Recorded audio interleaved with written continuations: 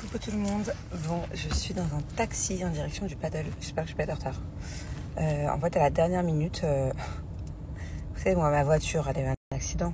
Enfin, ma voiture, un accident, c'est un bien grand mot, mais il y a un bus qui a rayé tout l'arrière et qui a arraché le phare arrière et tout. Et du coup, la voiture est au garage. Donc, on a loué une voiture pendant 2 jours. Et maintenant, c'est la voiture de location qui a un problème. Voilà, elle démarre plus dans le système. En fait, ici, c'est trop bizarre parce que cette voiture de location-là, c'est mon chauffeur qui sait faire ça, moi je peux pas faire ça. En fait, il loue une voiture dans la rue, par exemple. Je vous l'ai déjà expliqué la dernière fois, mais c'est un peu comme un Vélib, vous voyez, ou les trottinettes électriques.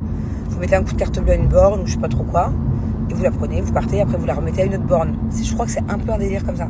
En fait, t'as pas de comptoir physique pour aller louer la voiture. Donc, tout est robotisé, informatisé, et après t'as une application pour voir où est-ce qu'il y a des voitures de libre. Bon, je suis pas sûre que ça existe en France, ça, si. Et en tout cas, la voiture, bah, vu que tout est robotisé, elle a eu un bug ce matin, la voiture de location, et hop, bah, elle démarre plus. Donc en fait, j'ai que des...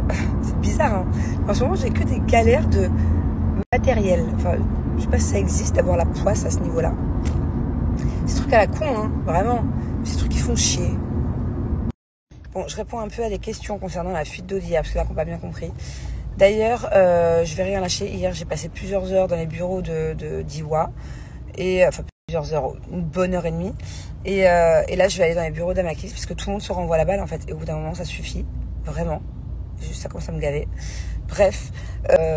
Et que vient faire EDF dans la facture d'eau? Bah, je sais pas comment ça marche en France. En fait, vous, en France, l'électricité, c'est EDF, ok? Mais l'eau, c'est qui? C'est 2 factures différentes, l'eau et l'électricité. Vous recevez pas une facture avec compris l'eau et l'électricité. Je me souviens plus en fait comment c'est en France. Parce que nous ici, enfin en tout cas moi, à moins que je dise des bêtises, mais non. En fait, oh pardon, je reçois une facture qui s'appelle Diwa. Et dessus il y a écrit par exemple, bah là en l'occurrence, il y a écrit 13 000 dirhams facture globale. Ok.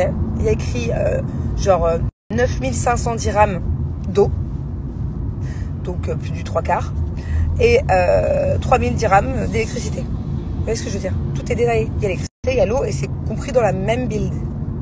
Pareil, j'ai reçu plein de messages. Et Julien, pourquoi il t'aide pas? En fait, Julien, il parle pas anglais.